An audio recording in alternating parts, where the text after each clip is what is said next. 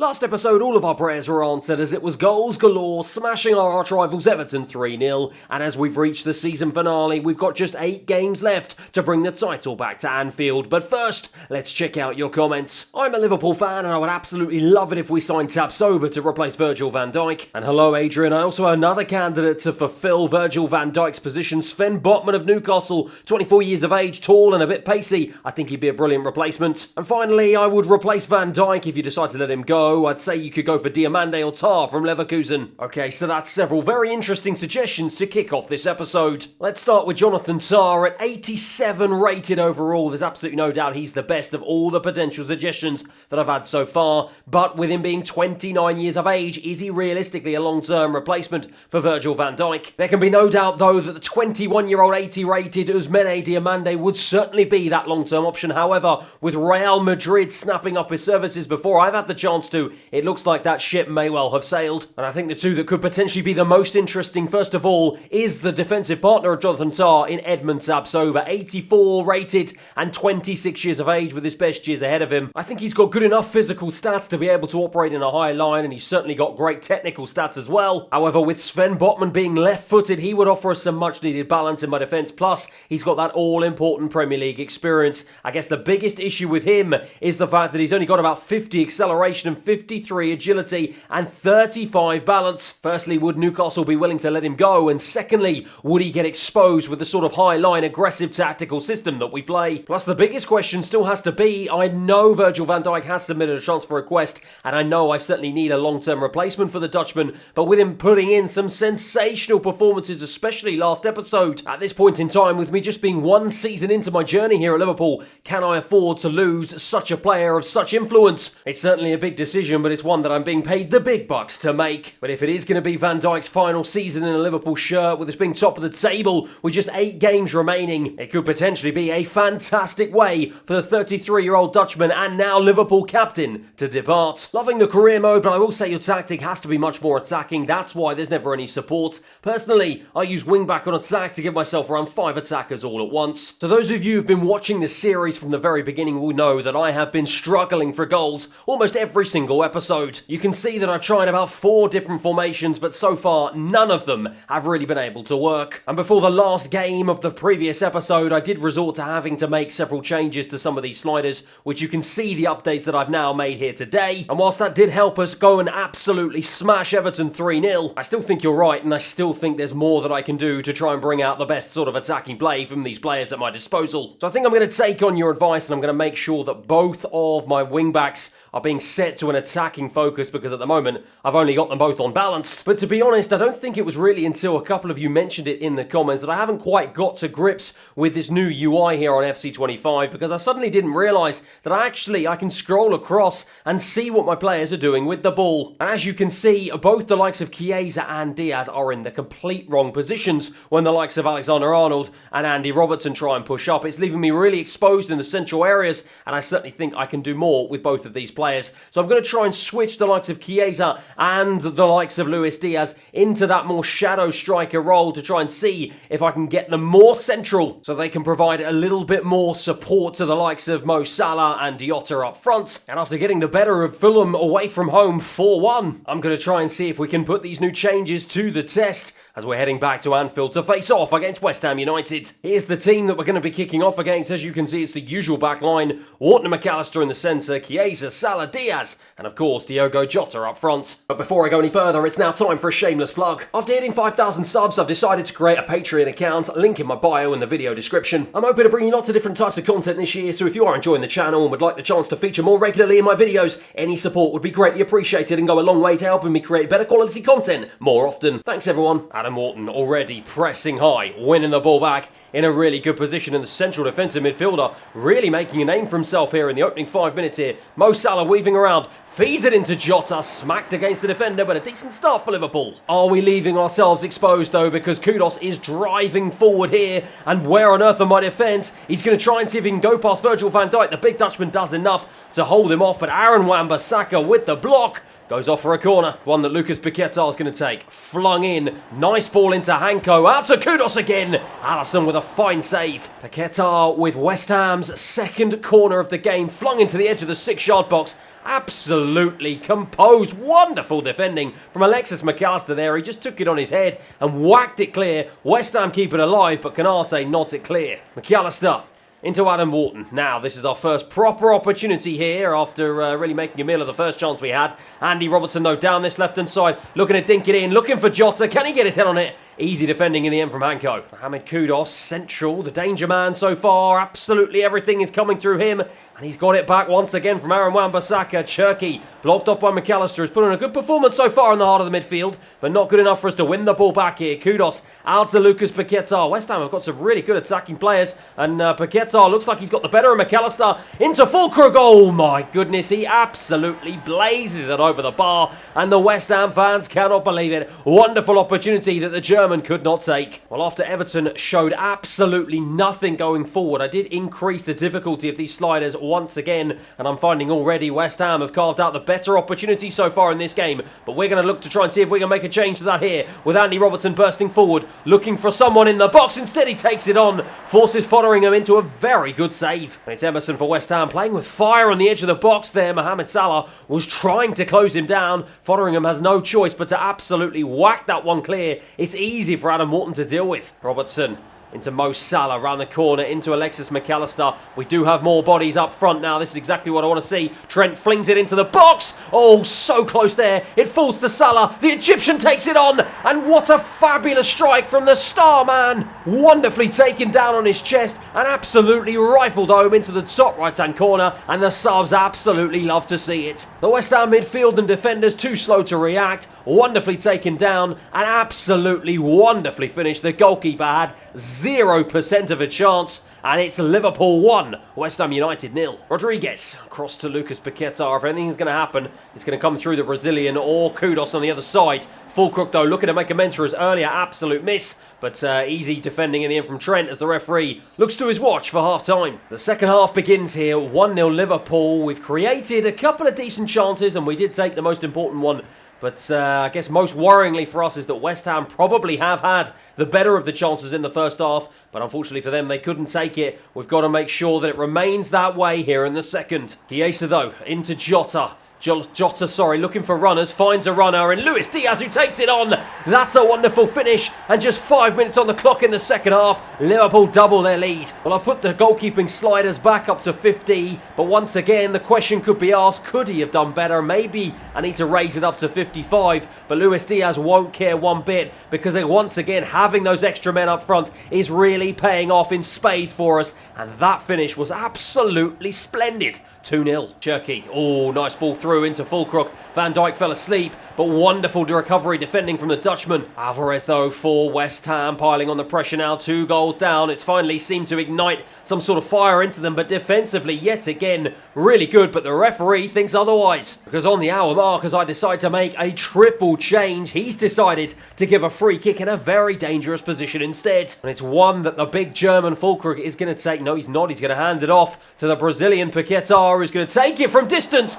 And he forces Alisson into a flying stop. Robertson down the line into the goalscorer, Luis Diaz. Central into a substitute in Darwin Núñez. Darwin Núñez looks for the runner, Mo Salah. Can't quite find him, though. Oh, that's really well won from Luis Diaz, though. And it's into the centre for Darwin Núñez, who's put it onto his right. And he's finished it with aplomb into the top right-hand corner. And surely now, 65 minutes on the clock, the 3 points are staying here in Liverpool. Yeah, I think I'm going to have to up the sliders a little bit, because it's gone from way too hard to being a little bit too easy. It's a wonderful finish from Darwin Núñez, it must be said, but it was all too easy for him to just get the space and to put the shot away. He won't care one bit, though, once again, as Liverpool lead 3-0. We've given away another free kick, though, in almost an identical position to the last one.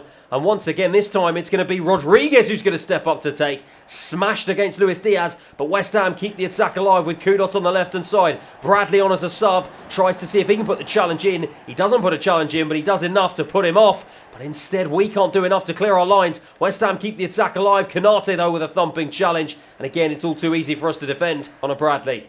into Darwin Núñez once again, who's come short. Virgil van Dijk out to Luis Diaz. Luis Diaz looks to go down the left-hand side. It's a poor pass. You would expect better from him, but he has made amends and won the ball back, and he's given it to Mo Salah on the edge of the box. The keeper this time, though, equal to it. Virgil van Dijk across to Andy Robertson. Got there ahead of the on-rushing West Ham defender, and that's a lovely 1-2 between Darwin Núñez and Luis Diaz here. The chance now to put the game to bed, make it 4-0. It's across to Núñez, and Darwin Núñez on as a substitute gets his second goal of the game. It's our fourth in stoppage time, but that was all to do with the wonderful combination play down the left-hand side. Nodded down from Andy Robertson. 1-2 between Luis Diaz and Darwin Núñez, and Diaz lays it on a plate for Núñez, who says thank you very much. On the edge of the 6-yard box, the goalkeeper can do nothing about that. Liverpool lead 4-0. Well, we've gone from not being able to buy a goal to scoring 7 in our last 2 games. Well, we've gone from not being able to buy a goal to scoring 7 in our last 2 games. That man, Darwin Núñez, got 2 of them as it finishes here at full time. Liverpool 4, West Ham United 0. And after scoring a bucket load of goals, it has made me question whether or not I'm making these sliders a little bit too easy for myself. But to be honest, I don't think I really want to continue to start messing around with them. And so instead, what I've decided to do, with me normally playing on world class, I'm going to shift it up to legendary.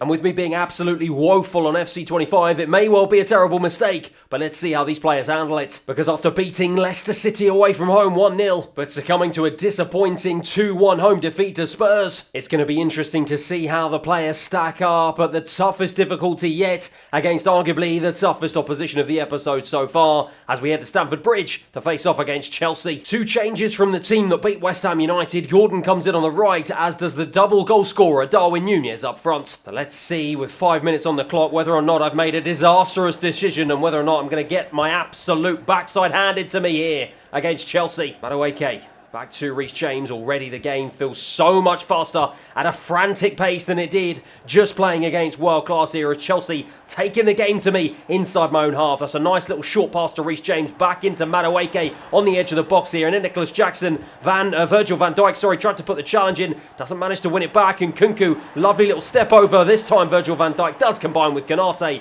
and we just about managed to get the ball back. And it's Adam Wharton, the Englishman, into Luis Diaz, tries to feed it across to Andy Robertson, but he gets dispossessed here in a dangerous position, and Madueke now with Robertson in an attacking area has acres of space on the left-hand side to run into. The Scotsman manages to track back, but Nkunku goes past one, into the box he goes. Alisson comes out quickly enough, and my word, Trent just about manages to get it clear. And so far, we've pretty much played the game in my own half here, as Mo Salah tries to play it into Luis Diaz. Can he get there ahead of Reece James? No, he can't. Good defending. Chelsea playing well so far, and is it just a matter of time before the West London club eventually manage to break us down here, with Madueke trying to go past Andy Robertson once again. Lovely little touch back into his path, and Konate comes across. And in the end, it's brilliant defending. We get a goal kick. Robertson has almost given it away. He has given it away. And my goodness, we cannot seem to live with Chelsea here. Sancho now into the box he goes. Virgil van Dijk with a lovely sliding challenge. Trent just about manages to get the challenge in, but Sancho continues. Goes past Virgil van Dijk. Can't go past Trent at the second time of asking. And my goodness, how on earth are we keeping Chelsea at bay so far? Trent looking to play it over into Darwin Núñez. Of course, it's headed clear by the Chelsea defence. Only out as far as Mo Salah, who cannot go past Caicedo, and Kunku into Nicholas Jackson. He's got space down the right hand side, and he finds Madueke, who's in acres on this side, goes into the box, looks for the ball in. Konate read it fantastically. Diaz, Mo Salah into a McAllister into space. Finally, is this our first chance for a proper foray into the Chelsea half here, as Trent Alexander-Arnold tries to go down the right hand side. I'm going to look for the ball into Darwin Núñez. Headed clear though by Adarabioyo, only out as far as Mo Salah. Nodded down into Luis Diaz. Andy Robertson picks up the scraps. Back into the centre it goes. Mo Salah across into Anthony Gordon. Anthony Gordon to drive to the edge. Blocked off though by Nkape. Well, it's 0-0 here at the second half begins, but let's be honest, we've had one half chance with a striking from the edge of the penalty area. Apart from that, Chelsea have absolutely bamboozled us. They've bombarded us almost into submission, but somehow we've kept a clean sheet in the opening 45, and we've got to hope they'll do the same thing here in the second. Diaz to just dink this one over to Andy Robertson on the left-hand side. Does dink it over to the Scotsman. He throws it into the box. Can't get the better of Nkape though. Madueke Turns it back into Endo, the former Liverpool man here. I'm sure he'll be desperate to put in a good performance against his former club. Madueke's been so influential down that right-hand side. Absolutely everything has gone through the Englishman so far here today. Nicholas Jackson nods it back into Cucurella. Madueke once again. That's a wonderful pass into Jadon Sancho. Alisson came out. Wonderful sweeper keeper display from the Brazilian. Somehow it still remains 0-0. Cucurella out to Madueke. Madueke almost blocked off by Adam Wharton, but he keeps hold of the ball. The Englishman, lovely block though by Virgil van Dijk. We're keeping our hopes alive here at Stamford Bridge. Is this going to be a smash and grab victory with Trent bringing it forward into Anthony Gordon? Tried to play it around the corner. Too many defensive bodies back for Chelsea. Nicholas Jackson just manages to skip past the challenge of Konate here. Tries to go to the edge. Trent comes across with a good challenge into Adam Wharton. This is our chance to try and escape with the ball, and the Englishman tries to float it over to Luis Diaz. That is a fabulous ball. Luis Diaz gets the better of the defenders, looking for a ball across. Can he find the ball across? He's just taken one too many touches, was trying to be too fancy with it, and in the end the chance goes begging. That was our best of the game. Andy Robertson into that man Luis Diaz, trying to make amends for the earlier mistake, but he doesn't manage to feed it into Darwin Núñez, and this time now it's Chelsea to try and see if they can hit us on the counter-attack. It's Endo, short one into Caicedo, round the corner it goes into Nicholas Jackson. Lovely ball out to Madueke, 1-2 between them, right on the edge of the box. What a save from Alisson. Chelsea have a corner, it's flung into the box. How on earth this game is still 0-0 is absolutely beyond me here. Oh, that's a lovely little flick from Madueke right to the edge of the box. Endo going with his back to goal, back towards his own goal. Hincapié, the centre-back, is forward now. Adam Wharton tries to challenge. Adam Wharton does challenge into Trent. This is our chance to try and escape here. Trent's going to look to play a ball. I was looking for the run of Anthony Gordon. Couldn't find him. Darwin Núñez back to Trent. And he's offside, and that is the chance that's gone begging. And that is a frustrating one. It ends here 0-0, goalless once again. But Chelsea absolutely battered my goal, and we've got that man Alisson to thank for keeping another clean sheet here as it ends at Stamford Bridge 0-0. But after not getting the result we wanted against Chelsea, we turn it around with an immediate effect. 3-1 home win against Arsenal and a 1-0 away win against Brighton means that it is all going to come down to the final game of the season against Crystal Palace. We will go into that game at top of the Premier League table with 76 points, level on points with Manchester City, but with a goal difference of +4 in our favour. A quick roundup of the player stats before we do go into that final game of the season, though. You can see that Mo Salah is going to finish our top goal scorer with 14 goals, and he's also had 4 assists as well, showing that we were right to extend the contract of the Egyptian. And whilst it might say that Anthony Gordon's got 10 goals, none of them came in a Liverpool shirt, and so far he's actually yet to score since joining. Diogo Jota's racked up 9 goals and 5 assists, and Dominic Szoboszlai's got 8 and 6. McAllister's got 6 and 5, and Federico Chiesa, despite not really featuring until the back end of this season, has chipped in with 5 and 2, and a very good campaign for the Italian. This is what it's all going to come down to, though. We are back at Anfield for the final game of the season, and what a game we have before your eyes. Crystal Palace, and the chance once again for these players to write their names in the history books here at Liverpool. And you'll see there is just one change to that team that drew against Chelsea. Dominic Szoboszlai comes in the centre of the park. Darwin Núñez retains his place up front, with Diogo Jota actually picking up a suspension and not even being in the squad. So I scraped through with a draw against Chelsea, having upped the difficulty to legendary. Let's see against a team who aren't quite at the same level as Chelsea as to whether or not I'm going to have the exact same problems. But that's a wonderful diagonal across to Trent Alexander-Arnold on the right-hand side, and the right-back's going to try and fling this one into Federico Chiesa. Almost got his head to it, but it will fall to Mo Salah from the edge of the box. I thought that was about to nestle into the top left-hand corner, but a wonderful save and a wonderful catch from Henderson. And now Palace bring the ball away. And of course, I forgot, this is Adam Wharton against his former club once again, and I'm sure it will be bittersweet if he does manage to get the win. I'm sure he wants to see his old club do pretty well, but winning the title against them at Anfield, I'm sure, is going to feel good here as Virgil van Dijk wins the ball back in a really good position. Plays it into Szoboszlai. Szoboszlai into Núñez, and Núñez is just waiting for Chiesa to go, and eventually the Italian does. What options does he have in the box, though? Doesn't have any, so instead he's just going to wait to try and hold the ball up here and wait to try and play it into that man Darwin Núñez. Back round the corner, can't feed it into Trent. Gets it back though at the second time of asking, and he's going to try and loop it into the back post to Andy Robertson, who was making the run. It will fall to Diaz. Mo Salah on the volley, balloons it high and wide. Well, I'm not actually quite sure because I forgot to check who Manchester City are playing, but regardless of what they're doing, we need to make sure that we win. I'm not really confident that the draw is going to be enough here, and for me, we absolutely have to score first, but with Salah bursting down this right-hand side and throwing a wonderful ball into the box that Trent just about manages to clear, I'm still not 100% confident, especially with this new difficulty rating, that I'm going to be able to find the back of the net. Cash down the right-hand side does get the better of Andy Robertson. Really good play by the right-back. Salah once again, a lovely ball into, I can't know who that striker is. Alisson, though, comes out, and eventually this man has saved us so many times this season. Andy Robertson into Mo Salah. The Egyptians picked up a really nice pocket of space in the centre of the park here. And I'm waiting for the run of Luis Diaz. He's not quite making it, but Mo Salah's just skipping around himself instead. And the Egyptian is still going here, looking to feed it into Darwin Núñez. He does feed it into Darwin Núñez, and he just drags it wide. He can't believe it. That was a big opportunity that he couldn't quite take. The first touch was splendid. The second just wasn't good enough. It remains 0-0. Corey for Palace. That's a Kamada. Vazquez has it. Oh, that's a wonderful pass. Harassing into the box has got the better of my back line. Alisson, take a bow, my friend. Honestly, he is showing why he is the best goalkeeper in the world and showing why it was the right decision not to part ways with him when there were some rumours at the beginning of the season that potentially we were going to. Second half begins 0-0 once again. We have to find a way to find the back of the net here, and we've got 45 minutes to try and claim Liverpool's second title since 2020. Harassing, though, into the box he goes, past Virgil van Dijk.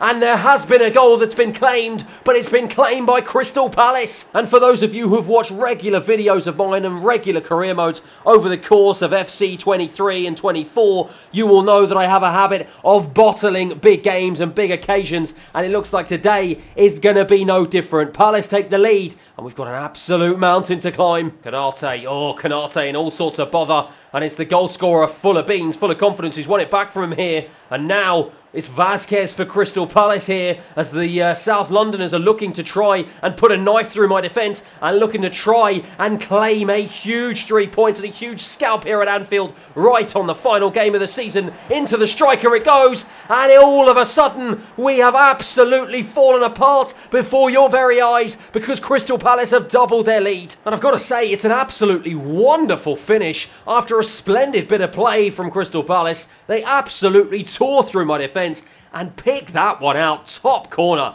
Alisson could do nothing about it. He doesn't deserve to have conceded 2 goals today, but frustratingly he has, and frustratingly Palace lead 2-0. I mean, I don't know. Maybe I'm just not quite cut out for the legendary life yet. Maybe I still need to stay in my lane and stay in world class and potentially just try and up the sliders here as Luis Diaz tries to slide a ball through into Darwin Núñez, who plays it back across, but it's the big man who I want in the box, and he's nowhere to be seen. McAllister into Mo Salah, back into Luis Diaz. Luis Diaz on the edge, weaving around, trying to find the pass. In the end, passes it straight to a Palace player, and the attack breaks down. Well, 66 minutes on the clock here. We've got to do something to make a change. It's a triple change. Gakpo, Gordon and Elliott are all on. What can they do? Harvey Elliott into Dominic Szoboszlai. Anthony Gordon is making a run. Can he be found? He is found. And the Englishman now is going to try and go past Chalalaba. He does go past him and plays a wonderful ball into Andy Robertson. Into Mo Salah. What a save. Well, that certainly was the best piece of build-up play that Liverpool have been able to do all game. Trent throws it in, looking for Konate over the bar. Eze for Palace.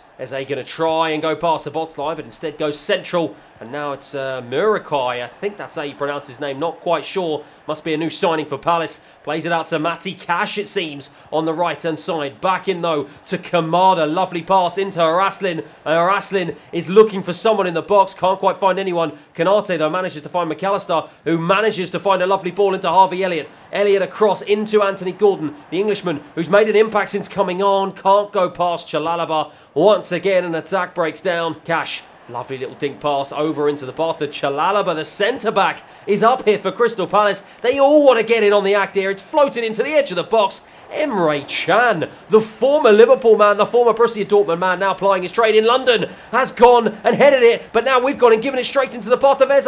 It's Murakai on the edge of the box. Konate, though, with a big challenge. The referee looks to his clock as we're heading deep into stoppage time. We can't even get out of our own half here. McAllister has come deep, out to Trent on the right-hand side, into Cody Gakpo. Cody Gakpo's going to look to try and see if he can release Mo Salah. He does release the Egyptian, who gets there ahead of Nathaniel Klein. Into the penalty area he goes, looks attempts to apply the finish, doesn't, drags it wide. That's the story of the entire game as the referee calls time. Complete and utter disaster here. Liverpool Football Club have succumbed to the prowess of Crystal Palace on the final day of the season. It's embarrassment here at Anfield in front of our home fans. It finishes 2-0, and with Manchester City picking up a 3-2 away victory against Fulham, they once again will be crowned Premier League champions. Liverpool beaten on the final game of the season and beaten to a historic Premier League title. We were not good enough in the Champions League and not quite good enough in the Premier League, and I think this squad needs 1 or 2 more additions to try and get us over the line next season. Once again, do I need a long-term replacement for Virgil van Dijk at the back? Do I need to return Mo Salah back to his rightful position on the right-hand side of midfield and find a central attacking midfielder instead? And due to the lack of goals scored over the course of the season by the likes of Darwin Núñez and Diogo Jota,